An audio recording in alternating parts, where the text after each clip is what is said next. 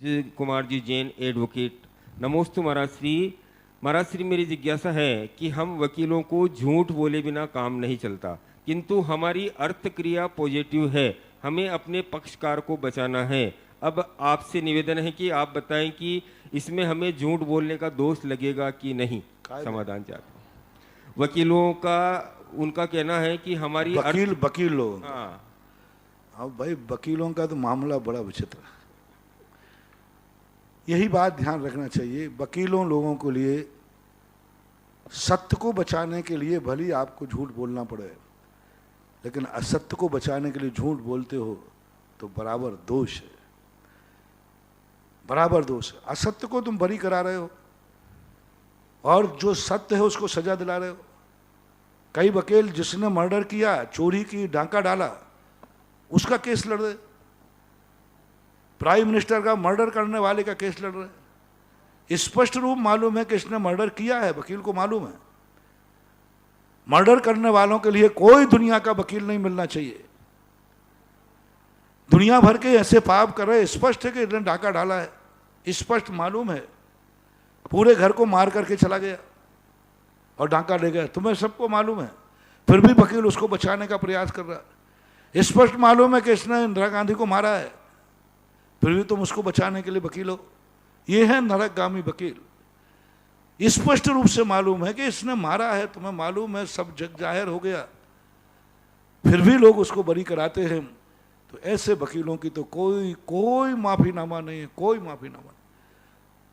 और छोटे मोटे असत्य हो तो फिर भी चल जाए, कोई व्यापारिक है, कोई पढ़ाई लड़ाई झगड़े, लेकिन ऐसे ऐसे वकीलों को तुम छुड़ा के बरी करा रहे हो। बोलो बताओ, एक गायों का भैंसों का ट्रक मैंने पकड़ा है, रास्ते में बिहार कर रहे थे और पकड़ करके वो कोर्ट अदालत में गया। एक हिंदू वकील ने उसके लिए बरी करा दिया कसाई को, गौ माता को मारने वाला। वो कहता मैं आपको बरी कराऊंगा, और बरी करा दिया। बोलो, गौ को मां मारने वाला, मां का हत्यारा, मां के साथ अनर्थ करने वाले व्यक्ति को बेटा बरी करा रहा है। मां की हत्या करने वाला बेटा के वकील है, और मां की हत्यारे को एक व्यक्ति ने वकील कर लिया और अपनी मां के हत्यारे को बचाने का प्रयास कर रहा है। अब आप ही निर्णय कर लें। गौ हमारी माता थी, वो भी मानता था, लेकिन पैसे के लोभ में उस कसाई ने जाके कहा वकील साहब आप जो फीस कहोगे दूंगा, हमारा ट्रक छूटना चाहिए। बस उसने जाकर के उस लोभ में वकालत की। इस तरफ से वकील कोई ठीक से ढंग से था नहीं, बस उसने पेश कर दिया कि हम काटने ले जा रहे थे, हम तो ट्रांसफ़र कर रहे थे, हम तो ये कर रहे थे। और वकील को मालूम था, मैंने वकील से बात की, बुलाया मैंने वकील को, मैंने कहा आपने इसको छुड़ाया? बोलो ये कसाई है कि नहीं? बोले है। ये गायें कटती कि नहीं कटती? बोले महाराज हमारे इससे कोई मतलब नहीं है, हमारे तो जो वकील की फाइल हम लेते हैं उस वकील को जिताना, फाइल को जिताना हमारा धर्म है। मैंने कहा ये कोई धर्म नहीं है।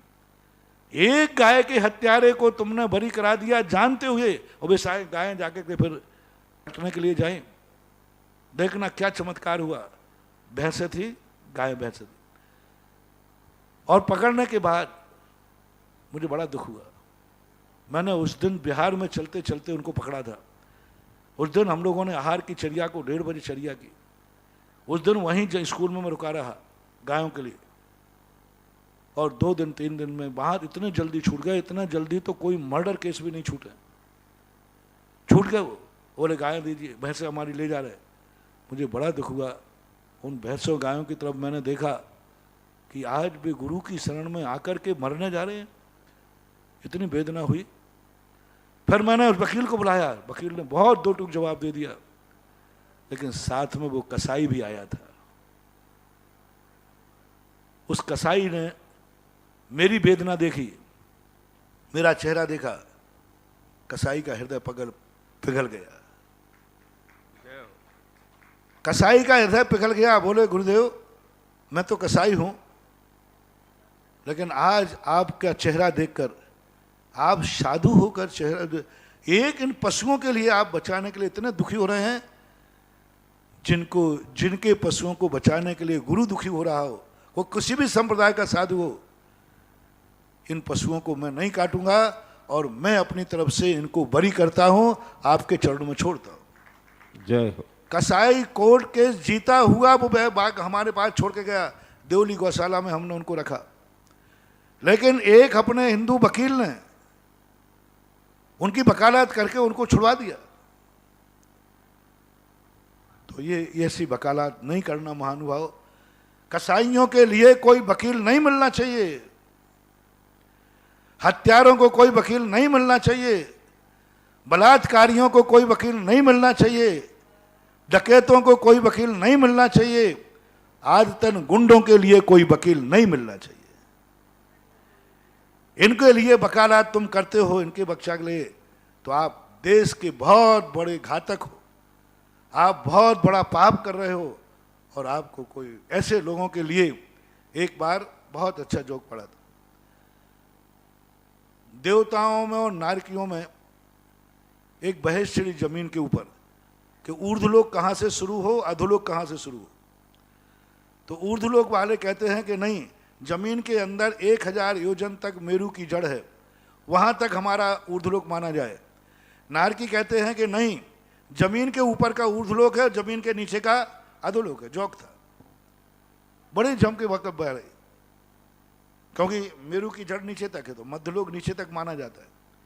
लेकिन नारकियों ने कह दिया कि नहीं, जमीन के ऊपर आपका है, जमीन के नीचे मेरा है। अंत में निर्णय हुआ कि जाओ दोनों लोग अपना अपना वकील करके लाओ, और वकील इस बात की दलील देगा कहाँ तक हो। तो सारे स्वर्ग के देवता उदासीन हो गए और नारकी लोग नाचने लगे। बोले नारकी क्यों नाच रहे? बोले सारे वकील तो हमारे पास है। समझ गया ना? नारकियों ने कहा बहुत मजा आएगा, सारे वकील तो नरकों में पड़े हैं, क्योंकि स्वर्ग कहता हमारे यहाँ तो एक वकील आता ही नहीं है। इतना बड़ा तमाचा था उन वकीलों के लिए जो गलत पैसों के लोभ में, आजीविका के लोभ में साक्षात मर्डर वाले को छुड़ा रहे, पैसे के लोभ में, मात अपने पैसे के लोभ में अन्यायी को नहीं। हाँ, वकालत करो न्याय दिलाने के लिए, न्याय दिलाने के लिए वकालत करो, अन्यायी को सफल करने के लिए नहीं, बरी करने के लिए नहीं। ऐसा नहीं करना। मेरी तरफ से तो यही संदेश है, पर आप लोग जो कर रहे हो उसके लिए मेरा क्या अधिकार है। अगली जिज्ञासा ऑडियो के माध्यम से। एक और संस्मरण याद आ गया, एक बहुत अच्छा संस्मरण है। सन 1900 लगभग 86-87 घटना है। एक मुगावली के वकील साहब थे, वकील साहब बाबूलाल जी वकील थे। उन्होंने सुनाया कि हम वो वकालत करते थे, तो वो एक वकील को पढ़ा रहे थे, वो क्लाइंट को लेके जो अपना था। देख, तू गांव का आदमी है, देहाती आदमी है, वहाँ पर सौगंध खराई जाएगी, ग्रंथ होता है ना, गीता ग्रंथ होता है, उस पर हाथ लगा के कहा जाता है, मैं इस ग्रंथ की साक्षी करके कहता हूँ जो बोलूँगा वही सही बोलूँगा, सही के अलावा कुछ नहीं बोलूँगा। तो फिर वहाँ पर, क्योंकि वकील को झूठ बुलवाना था, 100% झूठ बुलवाना था, तो वो गांव वाला कहना, देख वकील साहब, मैं यदि पुराण की ग्रंथ की यदि सौगंध कराई जाएगी तो फिर मैं तो झूठ नहीं बोलूँगा, वैसे तो बोल दूंगा, लेकिन पुराण के ऊपर हाथ रखने के लिए कहा जाएगा तो मैं झूठ नहीं बोलूँगा। तो वकील साहब सुना कि नहीं बोलेगा तो मरेगा। तो बोले मर जाऊंगा लेकिन झूठ नहीं बोलूंगा। वो चिल्ला के कह रहा था।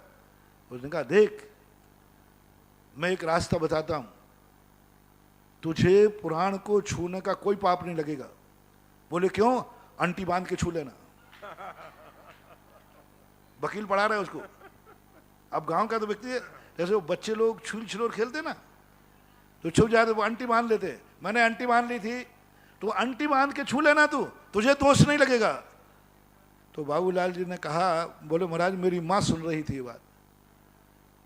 माँ ने आके उसी बीच में कहा, यदि ऐसा झूठ तू बुलवा रहा है, धर्म ग्रंथ की सौगंध अंटी बांध करके छूने में पाप नहीं लगता, ये कौन से ग्रंथ में लिखा है और किस गुरु ने पढ़ाया है और किस माँ ने पढ़ाया है तुझे? ग्रंथ भगवान को छूना, गुरु को छूने में अंटी बांध के दोष नहीं। किस गुरु ने पढ़ाया, किस पढ़ा?